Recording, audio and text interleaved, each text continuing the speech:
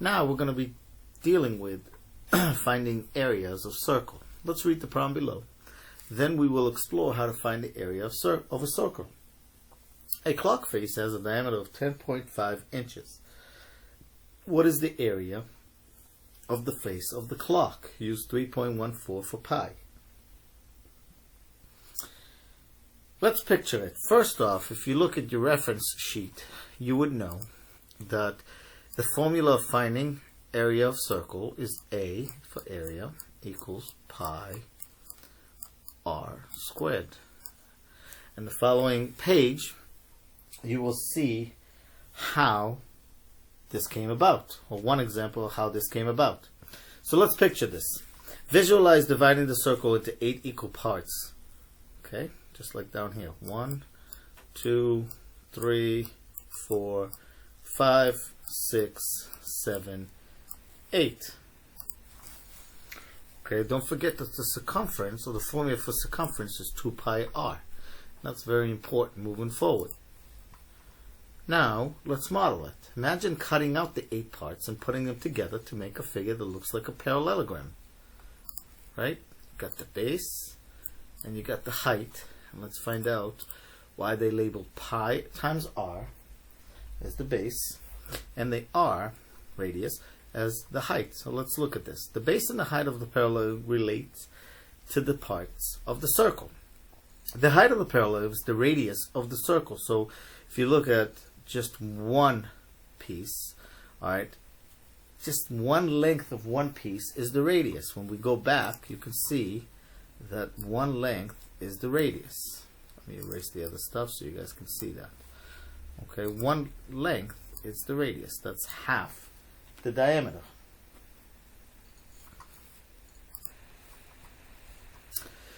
Now we're going to look at the base of the parallelogram as a half the circumference of the circle. Remember, circumference is pi times diameter. So they're telling us in this case the base is half the diameter, right? So let's look at why. Here is the base. We have 4 parts. 1, 2, 3, 4. There's the other 4. Alright, so we have the base as 4. So if you look up here, that's half the circumference. 1, 2, 3, 4. And if the formula for circumference is pi times diameter, half the diameter is a radius. So in this case, it'll be, well, take the way of the C, excuse me.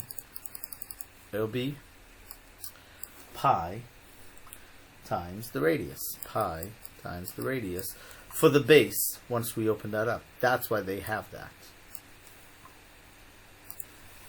So now that we know why the base is pi times r and the height is r, to find the area of a parallelogram, you would do area equals base times height. So let's plug the values in for base. Area stays the same. Base now in this case is pi times r, right? And the height, which is r. So if I combine the like terms, well, multiplying wise, you would do pi, just learning from expressions. R times r is the same as saying r squared. And this is one way to see how the formula works, or why it works. So the formula of finding area of a circle is pi r squared.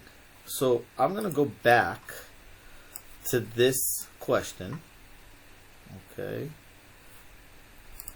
Let's take the other picture out. And we're going to ask you. So a clock has a face has a diameter of 10.5 inches. Remember, diameter all the way. What is the area of the face of the clock? Use 3.14 for pi. So I'm going to give you the formula again.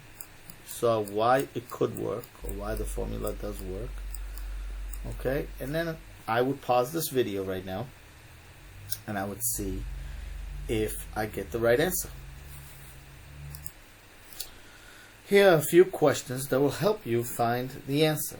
And if you got the answer about 86.5 55 inches squared, you are correct. Let's look at this.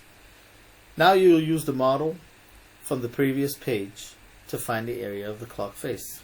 I'm going to give you these 5 questions, and let's see if you guys can solve them, and then I'll give you the answers after. If the diameter of the clock face is 10 inches, the diameter, what is the radius? And explain your answer. And you can see there's an error here because you want to say 10.5. So I'm going to just draw a little arrow here and say 10.5 inches, not 10. Okay. Use the model of the parallelogram to figure out a formula for the area of a circle. We used it. Okay. We just showed you how. Use the formula to find the area of the clock face in terms of a number times pi. So I gave you the formula before, and we'll break it down again. Use 3.14 for pi to approximate the area. And the reason that's using this word right here is because pi is an irrational number. It's a number that goes on forever and never repeats. And then they're asking you to show your work. And then the last question for this right now, it says explain how to calculate the area of a circle if you know the length of its diameter or its radius. So again, pause this video and then solve these questions, and you can review them as soon as you unpause. Let's look at question 9. If you got 5.25 inches, you are correct. And again, there's a small error here, so remember this is supposed to be 10.5. Okay, if the diameter is 10.5, half of that is 5.25 inches. And again, it says the radius is half the diameter. For question 10, just like what we did, question 10 is exactly like what we just did. So area, it's similar to saying the base of the parallelogram, height of the parallelogram, times, right? The base times the height, which is 1/2 the circumference of the circle. I showed you why. If you don't remember, you should always go back with this video, times the radius of the circle. Area equals 1/2 times 2 times pi times r, which is the same as saying area equals pi times r, which is the same as saying pi r squared. And this is the formula you will be using. That's the formula on your reference sheet. And then they're telling you to use the formula to find the area of the clock. So here it is. Okay. Since it's r for radius, we know the radius is 5.25, even though they give us the diameter. Okay, so we have to find half of that. So it's pi times 5.25 squared. And then they already put the answer here is in pi form. This is pi form. 27.5625 pi square inches. A lot of kids make this mistake here, because what they do is they take pi times 5.25. I need you guys to focus and listen for a sec. 5 squared comes before multiplication in PEMDAS, right? 5.25 squared comes before multiplication. Down here, it says pi times r to the second power. Exponents comes before multiplication. So don't forget that. I would multiply the base or the radius by itself and then times the 3.25, that 3.14, and that's what they did here. Okay, and when you do that, 27.5625 times 3.14, there it is, they rewrote it. The answer will be, like I said before, 86.55 square inches. And that's the area, or about, that's the area of that question, of the clock. Explain how to calculate the area of a circle if you know the length of its diameter or its radius. Well, if you know the diameter, take half to find the radius, then square the radius and multiply your answer by pi, or its approximation, 3.14, just like what we did. I hope this helps. Let's try it.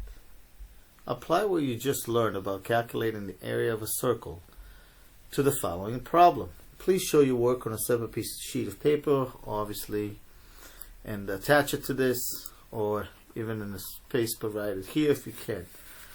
A wrestling mat used for high school competitions is shown, as you can see right here. The wrestling circle has a diameter of 28 feet. Think about that, diameter of 28 feet. Okay?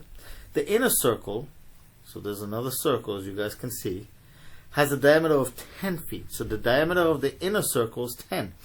If these labels were not here, or this figure is not here, I would draw that. Take the information that's given and draw it. It says use 3.14 for pi and find the area of the following: the large wrestling circle and the inner circle. I would pause this video right now and I would solve it. Let's look at the answers and see if you got the same answer. For the large wrestling circle, 615.44 square feet, and the inner circle, 78.5 square feet. Let's do the large one first, and I'll break it down step by step here. Let's use the color red. Okay, so the formula of finding area of a circle is A equals pi r squared. Remember, r stands for radius, a stands for area, pi is going to be 3.14. So we're looking for the area, we're not given that. Pi, I'm going to put in parentheses just to separate it so we don't get confused. 3.14, and then the radius. So we know the information that's given, the diameter is 28 feet, so the radius has to be 14 feet, right? And it's 14 squared. Remember, I don't multiply first. I have to solve the exponents first, which is 14 times 14. When you do 14 times 14, you get 196. So now I rewrite the formula, and I still got the 3.14, and then 14 times 14 is 196. Okay, sorry for the mess up handwriting. And then 3.14 times 196, you get 615.44. And then they say square feet, or you can say feet squared. So there's your answer. Notice how I wrote it step by step. It is imperative to always write the formula first and then plug in the information that's given.